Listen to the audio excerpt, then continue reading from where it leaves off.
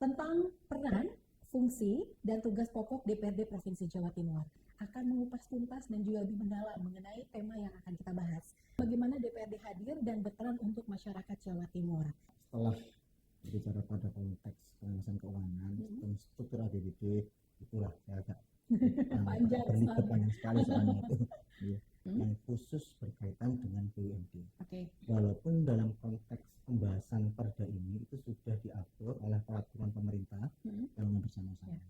Ada juga bank UMKM. Kamu kan semua ini tentang BUMD? Boleh. Nah, saya besok ya. Kalau masyarakat tidak dukung ya sama saja. Harus berperan. Membersihkan sungai, mau setiap hari membersihkan gorong-gorong, tapi kalau masyarakatnya tidak support pasti akan repot juga. Ini di channel Kata Mereka ini terutama untuk masyarakat di sisa akhir tahun 2025 ini.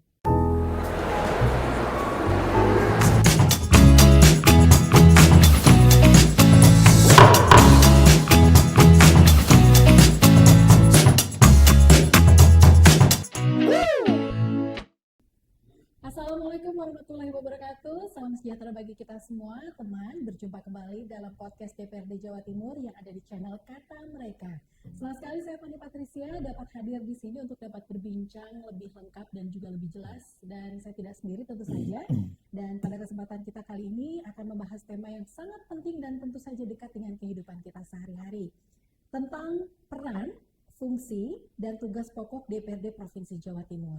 Nah, biasanya kita mengetahuinya lewat sosial media, informasi-informasi yang sepenggal begitu ya.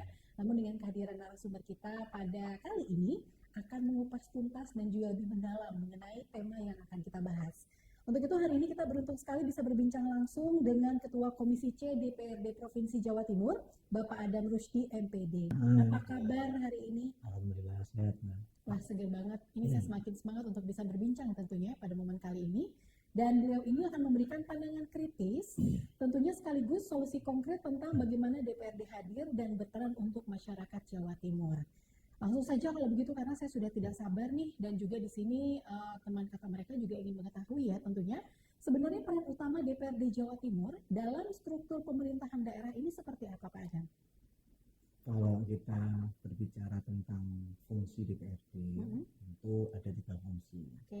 Yaitu fungsi legislasi, fungsi budgeting atau anggaran, yang ketiga adalah fungsi pengawasan.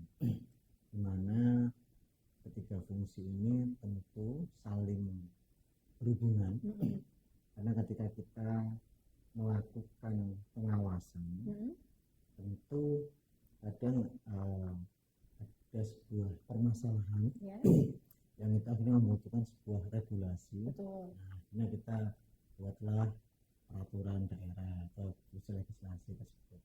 Nah, di dalam pelaksanaannya itu kita juga membutuhkan anggaran dalam pelaksanaannya. Jadi sebuah fungsi yang saling melekat, dan semoga kami bisa terus menjalankannya dengan baik. Kalau tadi disinggung mengenai fungsi legislasi dalam 9 bulan terakhir ini khususnya, bagaimana implementasinya nih Pak Adam? Implementasi atau pembuatan perda bagaimana? Implementasi perda. Betul. Dalam perdanya yang mana? Fungsi legislasi DPRD ini ada banyak, Mbak. Baik. Nah, mau perda yang apa? Wah, implementasinya. Yang ini mungkin kita berbincang mengenai APBD. Tentang apa APBD kita. Betul. Nah, kalau kita berbicara dalam konteks perda APBD ini, itu pertama kali kita akan melakukan pengawasan terkait tentang bagaimana kondisi keuangan dari pemerintah Provinsi Jawa Timur sendiri. Kemudian ketika kita berbicara setelah berbicara pada konteks pengawasan keuangan, struktur APBD, berapa belanja pegawainya, berapa belanja operasinya, berapa pendapatan asli daerahnya dan sebagainya. Lalu kemudian kita rapatkan untuk ini layak enggak dijalankan dalam pembahasan untuk menjadi sebuah perda nanti itu. Dalam pembahasan perda tersebut kita pun juga akan memberikan masukan-masukan kepada pemerintah Provinsi Jawa Timur tentang bagaimana sih struktur APBD yang sesuai dengan keinginan masyarakat. Tentu yang pertama yang harus kita lakukan adalah mandatory spending dari APBD sendiri. Misal contoh Untuk pendidikan harus 20% minimal. Untuk kesehatan harus 10%. Nah, itu harus kita taati dulu mandatory spendingnya. Lalu kemudian kita berbicara tentang konteks lain-lainnya semacam infrastruktur, kemudian pertanian, perindustrian, dan berbagai macam hal yang kemudian kita masukkan dalam perda APBD tersebut. Baik. Nah, ini kan DPRD memastikan APBD ini benar-benar pro rakyat ya, dengan tadi beberapa persen yang dibagikan sesuai dengan kapasitasnya begitu. Namun sekarang ini kan di tengah isu pemangkasan dana transfer dari pusat ini bagaimana? Ada isu terbaru nggak? Barusan tadi siang ini nggak salah dari Menteri Keuangan Pak Purbaya. Rasanya dana transfer ini akan dikembalikan lagi kepada daerah. Jadi ada dana transfer lagi. Cuman secara angka kita masih belum mengetahui. Cuman statement tadi siang tadi kalau nggak salah saya mendengar dari beberapa media. Tapi secara persisnya berapa dana transfer ini itu berapa belum kami ketahui. Tapi tentu secara ketika ada ataupun tidak ada dana transfer, tentu semua kebijakan APBD itu kan harus pro dengan masyarakat ya. Nah, ketika dalam konteks tidak adanya dana transfer daerah, tentu kita melakukan beberapa pemangkasan anggaran. Karena pasti ketika kita tidak ada dana transfer ini kan ada sesuatu yang berkurang dalam struktur APBD kita. Sehingga kami dalam konteks pembahasan APBD kali ini kita akan betul-betul memperhatikan struktur perangkaan di masing-masing organisasi perangkat daerah Provinsi Jawa Timur. Kita membuka mulai dengan rencana kegiatan anggarannya atau RKA-nya sampai kemudian pada konteks penggunaan belanjanya, dan kita pun juga akan mengupas tentang bagaimana pembelanjaan yang lalu. Sehingga kita bisa mengetahui ini benar-benar bermanfaat atau enggak, ini benar-benar real enggak, kegiatan ini masyarakat yang real atau bagaimana. Itu tentu kita akan kaji secara mendalam. Kami dari Komisi C ini Mbak lebih membahas pada konteks keuangan di sini, sehingga yang mitra sesungguhnya kami ada 3, yaitu BPKAD, Badan Pengelola Keuangan dan Aset Daerah, kemudian ada Bapenda, Badan Pendapatan Daerah, yang terakhir adalah DPM PTSP, Dinas Penanaman Modal Satu. Ya, itulah saya agak panjang sekali soalnya itu. Baik, kalau begitu. Nah, sekarang kita pengen update juga nih begitu ya, teman kata mereka, sejauh ini bagaimana sih hubungan kerja DPRD dengan pemerintah provinsi? Hubungan kami antara DPRD dengan eksekutif, karena eksekutif dengan legislatif ini kan ibarat pasangan suami istri ya, pasti nggak mungkin lancar-lancar terus, nggak mungkin landai-landai terus ya, pasti dinamis. Yang namanya hubungan suami istri cekcok ada ya. Yang penting secara garis besar kami berupaya permasalahan ini adalah pure murni memberikan kritikan dan masukan kepada pemerintah Provinsi Jawa Timur. Karena kami sebagai DPRD ini kan sudah melaksanakan sumpah jabatan kami agar kami memperjuangkan hak-hak konstituen di dapil kami. Dan kami pun juga merangkai berbagai macam masukan-masukan, aspirasi dari masyarakat yang kemudian itu kami usulkan dan kami tuangkan dalam program pemerintah Provinsi Jawa Timur. Di samping itu, di samping kami melakukan serap aspirasi baik itu melalui reses, melalui musrembang atau fungsi kami sehari-hari sebagai anggota DPRD, karena fungsi ini kan sangat melekat Mbak. Dimanapun kita boleh menyerap aspirasi karena kita anggota DPR. Nah, dalam konteks ini berbagai macam yang coba terus kita lakukan pada pemerintah provinsi. Kalau dalam konteks Komisi C ini Mbak, kami berupaya untuk meningkatkan pendapatan yang ada di Provinsi Jawa Timur ini. Nah, konteks pendapatan ada berbagai macam, mulai dari yang namanya pajak, mulai dari yang namanya retribusi, kemudian dari giro, kemudian ada berbagai dan pajak ini jenisnya juga macam-macam. Masih ada pajak jenisnya macam-macam juga. Nah, kemudian pendapatan dari sektor BUMD itu juga kami berupaya tingkatkan. Baik, nah ini terkait BUMD sudah disinggung begitu ya. Kita juga ingin update bagaimana evaluasi kinerja hingga 2025 ini.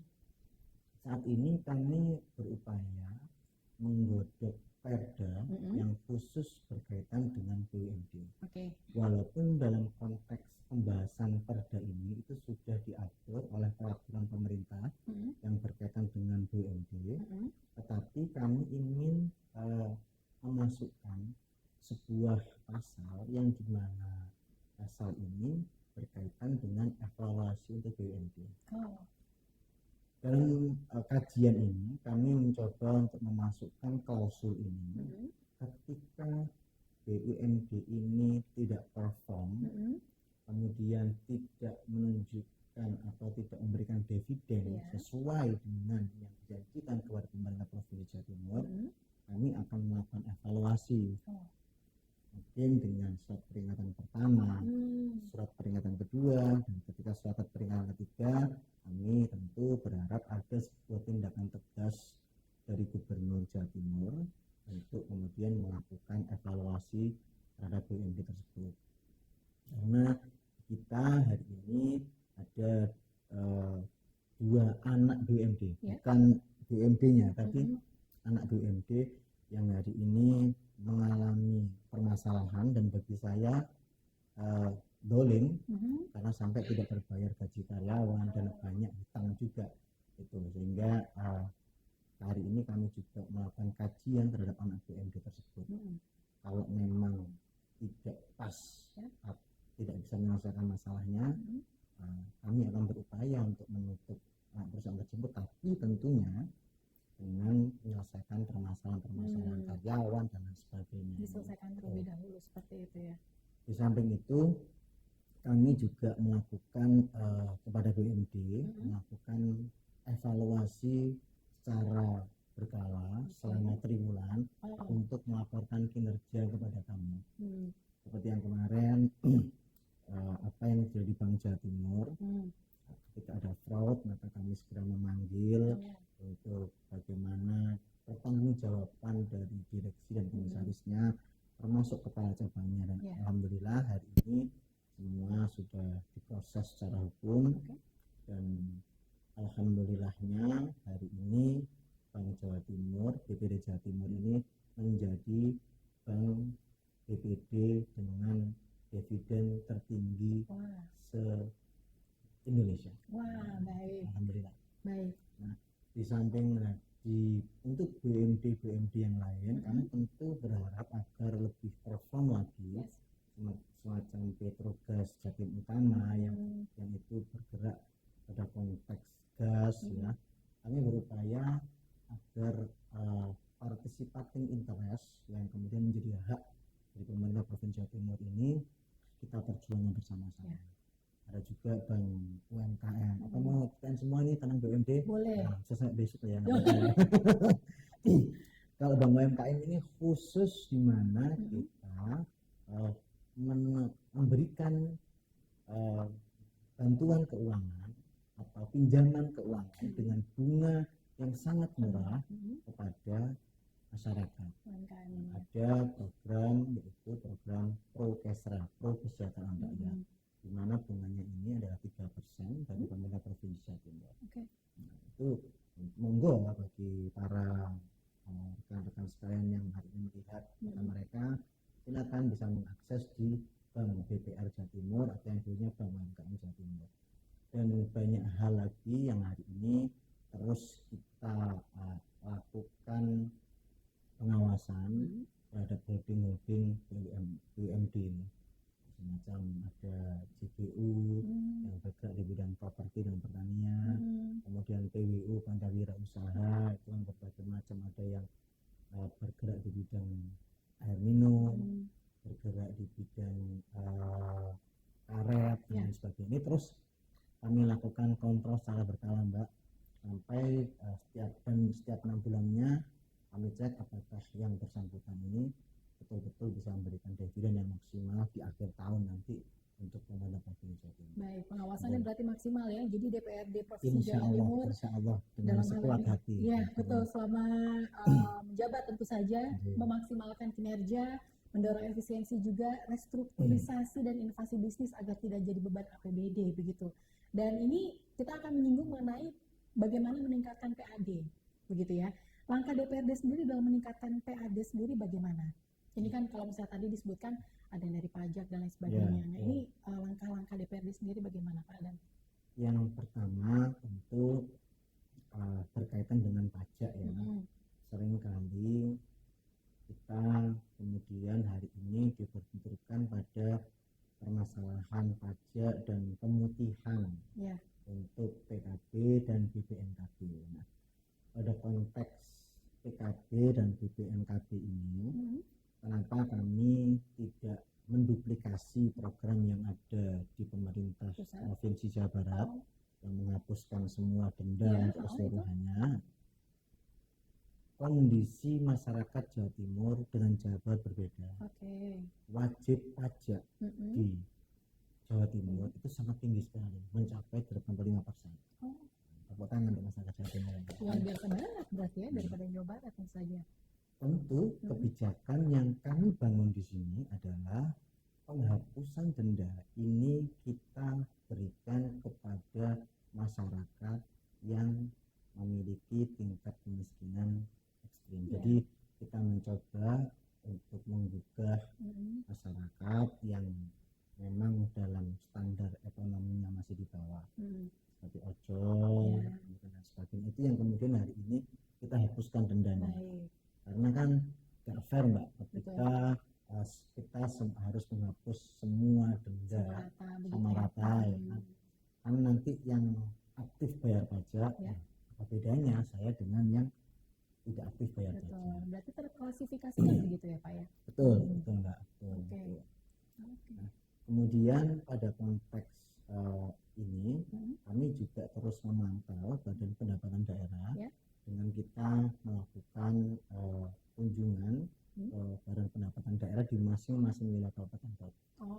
Kami mendengarkan report langsung tentang bagaimana proses pemungutannya, dan di sini kami juga tekankan bahwa proses pemungutan pajak ini harus humanis, karena masyarakat Jawa Timur ini adalah sesama manusia. Jadi kita harus perlakukan masyarakat secara humanis juga.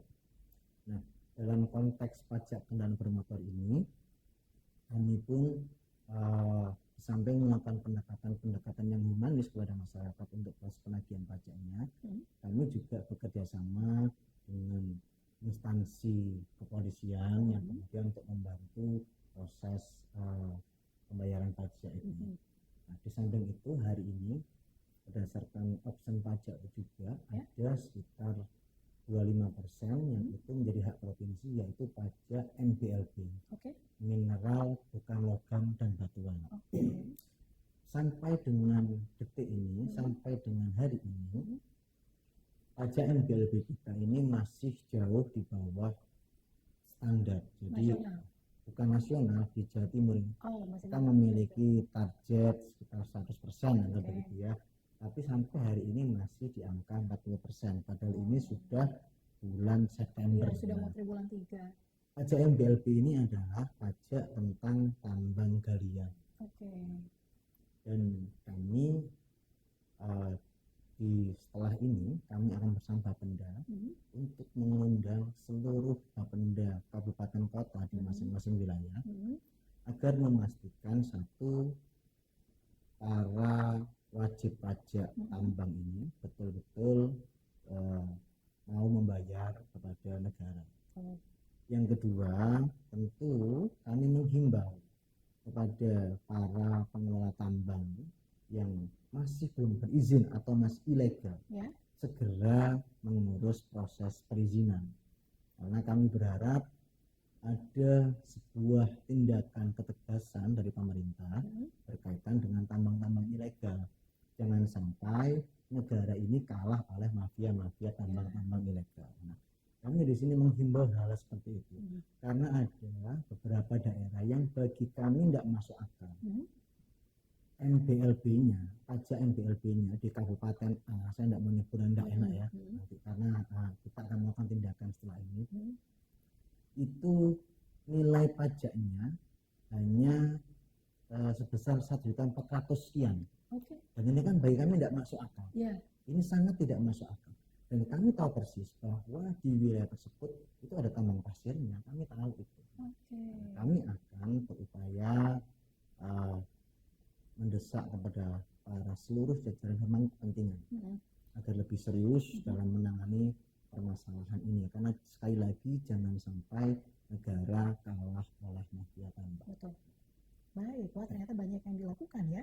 Nah ini kalau misalnya berbicara mengenai potensi kebocoran anggaran, kalau misalnya tadi sudah berbicara pajak, kemudian tindakan-tindakan yang akan dilakukan ke depannya, lalu dengan belanja daerah sendiri sebagai salah satu cara preventif juga begitu ya, menjaga PAD. Kalau misalnya DPRD sendiri melihat ada potensi kebocoran anggaran dalam belanja daerah ini seperti apa? Kalau berbicara tentang konteks potensi kebocoran, itu kan pasti ada Mbak ya.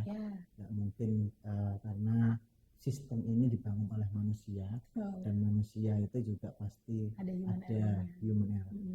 Ya semisal contoh seperti konsep rencana belanjanya Mbaknya ya, kadang-kadang sudah direncanakan bulan ini kita harus beli parfum ya. Ternyata ada selain parfum ada skincare dan sebagainya, macam-macam itu. Ada tambahannya. Sama halnya dengan konteks APBD ini. Tentu dalam konteks perencanaan ini kita sudah berupaya menata sebaik mungkin, dan kami pun juga langsung diawasi oleh KPK dalam konteks pembahasan APBD ini. Ketika ada sebuah kemaloran pembahasan, itu pasti menjadi alat warning bagi KPK untuk kemudian memantau kira-kira ada apa dalam pembahasan konteks APBD ini. Dan dalam samping konteks perencanaannya, kami juga terus memantau dalam konteks pelaksanaannya, tentang bagaimana apakah pelaksanaannya ini sudah sesuai dengan mekanisme dan prosedur yang berlaku. Ketika tidak sesuai dengan mekanisme dan prosedur yang berlaku, tentu kami berharap agar para stakeholder yang punya hak untuk menegakkan hukum, monggo silahkan untuk memproses. Hari ini memang ada beberapa permasalahan di Jawa Timur yang alhamdulillah para penegak hukum ini sudah melaksanakan tugas dan fungsinya dengan baik, dan semoga ke depan tidak ada lagi penyelewengan dan kebocoran di APBD Provinsi Jawa Timur.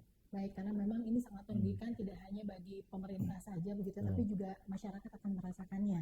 Dan berbicara mengenai masyarakat, ini kan tentu saja bagi pelaku UMKM tadi sudah ditawarkan begitu ya, mengenai suku bunga rendah begitu.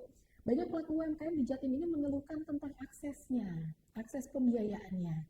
Peran Komisi C sendiri bagaimana Pak? Kami kebetulan juga punya online UMKM Mbak, di Sidoarjo, dan kami langsung wadahi dalam sebuah asosiasi yang bernama Asosiasi Wirausaha Beringin Emas. Dalam itu singkatannya ASAIMAS. Dalam ASAIMAS itu kami juga membina beberapa UMKM, dan di situ kami juga melakukan pendidikan bagi para pelaku UMKM ini, yang selalu kami tekankan permasalahan orang melakukan usaha itu yang pertama bukan modal, tapi adalah sebuah niat dan keinginan. Setelah niat dan keinginannya benar-benar ada, tentu karena kadang orang yang terlalu mengedepankan modal, ketika sudah ada modal ini bingung mau diapain modal ini, kemudian bagaimana pengelolaan modalnya ini. Itu yang coba kami edukasi kepada masyarakat, bahwa untuk melakukan sebuah usaha yang menjadi modal utama itu bukan uang, tapi adalah niat diri kita sendiri.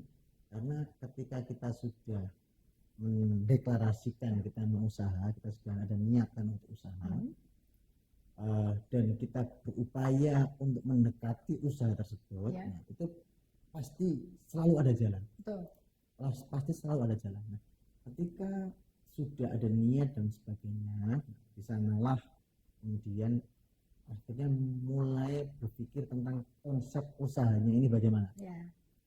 Ketika sudah berpikir tentang konsep usahanya dan bagaimana kebutuhan keuangannya, ada orang itu kan, saya nggak ada modal tapi nggak ngerti mau usaha ini modalnya berapa, kira-kira begitu.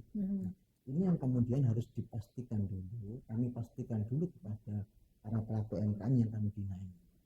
Setelah mereka mendapatkan edukasi mulai dengan niat sampai dengan manajemen usaha, manajemen kas, kemudian kami ajarkan juga tentang bagaimana pola pemasarannya, karena pola pemasaran ini juga menjadi sangat penting. Hari ini kita bisa berjualan di mana saja, bahkan di studio ini kita bisa berjualan kan begitu Mbak, dengan sistem digitalisasi dan online sekarang, itu semuanya bisa terjadi. Nah, tinggal menentukan segmen pasarnya. Nah, baru setelah itu kita arahkan untuk akses modalnya. Kalau Bapak Ibu sekalian butuh modal, bilangnya arah ke sini dan sebagainya, kami arahkan seperti itu. Jadi nah, itu bagi yang belum, yang sudah berusaha, kita berikan pelatihan manajemen kas. Dan siapapun ini bisa mengakses begitu ya? Monggo, bisa. Ini luar biasa sekali, kesempatan yang sangat banyak begitu ya. Nah sekarang ini mengenai perkembangan ekonomi hijau di Jatim, karena tadi kita berbicara mengenai bagaimana meningkatkan PAD yang tentunya ini untuk pertumbuhan ekonomi. Sedangkan di Jawa Timur sendiri sedang digaungkan mengenai ekonomi hijau ini. Bagaimana DPRD mendukung pengembangan ini? Pada konteks ekonomi hijau ini, tentu kami juga mendukung hal ini Mbak, karena ini kan sangat penting sekali ya untuk anak cucu kita ke depan, tentang bagaimana kondisi lingkungan kita dan sebagainya. Kalau dari kami pribadi yang sudah kami lakukan adalah dengan melakukan pengolahan pada tempat sampah terpadu. Kami mendukung pengolahan tempat sampah terpadu ini, tapi kami juga menghimbau kepada masyarakat, karena sehebat-hebatnya pemerintah dalam melakukan pembersihan lingkungan dan lain sebagainya, macam-macam lah. Kalau masyarakatnya tidak dukung ya sama saja. Harus berperan serta harus sama juga saja, begitu ya. betul. Jadi sama-sama bersinergi. Karena ada case Mbak, ketika kita mencoba untuk melakukan proses pembersihan sungai, kita temukan di sana ada sebuah spring bed yang dibuang di sungai. Nah ini kan gawat. Nah tentu makanya sekali lagi sehebat-hebatnya pemerintah mau membersihkan sungai, mau setiap hari membersihkan gorong-gorong, tapi kalau masyarakatnya tidak support pasti akan repot juga. Betul. Jadi memang dibutuhkan sinergi yang luar biasa antara masyarakat dengan Komisi C DPRD juga. Karena bagaimanapun juga Komisi C di sini hadir gitu untuk mendengarkan aspirasi. Jadi kerjasama ini dibutuhkan. Nah terakhir nih Pak Adam, apa sih yang menjadi fokus utama Komisi C hingga akhir tahun 2025 ini? Komisi C tentu fokusnya adalah pada konteks pendapatan Mbak ya. Bagaimana kita meningkatkan pendapatan seperti yang saya sampaikan di depan tadi, konteks pajak, konteks pendapatan BUMD, dan pendapatan lain yang sah menurut aturan negara. Kami akan coba terus lakukan dan kami akan coba terus maksimalkan itu. Baik, dan pesan apa yang ingin disampaikan terutama kepada pemirsa podcast DPRD Jatim ini di channel Kata Mereka ini, terutama untuk masyarakat di sisa akhir tahun 2025 ini? Tentu mari kita bersama-sama melakukan hal-hal yang positif, berpikir positif, karena berpikir negatif itu akan mempengaruhi seluruh aktivitas kita. Jadi mungkin kita jangan sampai menjadi manusia yang toksik Mbak ya, menjadi manusia yang toksik. Kita harus menjadi manusia yang berpikir positif. Tentu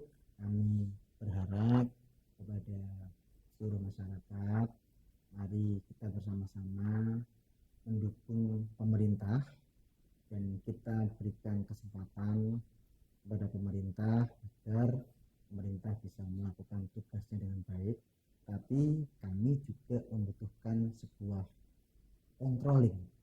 Tolong berikan kami masukan, tolong berikan kami kritik agar proses pemerintahan yang ada di Provinsi Jawa Timur ini terus berjalan dengan baik dan bisa memberikan kemanfaatan kepada masyarakat Jawa Timur. Baik, wah ini jelas sekali dan juga lengkap begitu ya pemirsa. Jadi apa yang telah kita perbincangkan ini kita kupas tuntas mengenai perannya, fungsi, dan juga bagaimana pengaruhnya dari kinerja yang telah dilakukan oleh DPRD Komisi C tentunya yang ada di Provinsi Jawa Timur. Terima kasih banyak atas kehadirannya, obrolan yang sangat luar biasa dan juga lengkap, di mana kami juga tadi sudah terupdate begitu ya mengenai perkembangan bahkan per hari ini mengenai PAD tadi dan juga dana transfer dari pusat yang katanya akan kembali hadir untuk ada di pemerintah Provinsi Jawa Timur. Terima kasih banyak Pak Adam Rusdi MPD untuk kesempatan kali ini, di mana telah hadir Ketua Komisi C DPRD Provinsi Jawa Timur. Lengkap kabarnya, Mbak. Harus biar kenal, kan tak kenal maka tak sayang. Jadi harus disayang pemirsa. Dan tentu saja pembicaraan hari ini kita juga bisa melihat pemirsa bahwa DPRD ini bukan hanya soal angka dalam APBD saja, walaupun tadi sempat di-spill nih berapa aja begitu ya, tapi juga hadir dalam banyak aspek. Kita tadi sudah berbicara mengenai investasi, kemudian bagaimana pemodalan, terutama untuk UMKM, bahkan untuk pembangunan ekonomi hijau saja sudah kita perbincangkan tadi, update sekali ya. Dan mulai dari pendidikan, kesehatan, lingkungan, hingga kebudayaan dan juga perlindungan pekerja yang juga sempat tadi kita singgung sedikit. Semoga saja obrolan ini dapat membuka wawasan kita semua dan melengkapi informasi yang mungkin pemirsa dapatkan tidak selengkap hari ini dalam perbincangan kita. Terima kasih dan besar harapan kepada Gen Z, terutama yang menyaksikan nih, untuk makin kritis dan melek mengenai politik yang ada di pemerintahan, terutama yang ada di pemerintahan Provinsi Jawa Timur. Nah, terima kasih untuk mendengarkan setia podcast kali ini mulai dari awal sampai akhir. Jangan lupa untuk terus ikuti episode berikutnya dengan tema-tema aktual, tentu saja seputar Jawa Timur, dan saya Fani Patricia pamit undur diri. Sampai jumpa pada episode berikutnya. Wassalamualaikum warahmatullahi wabarakatuh. Waalaikumsalam.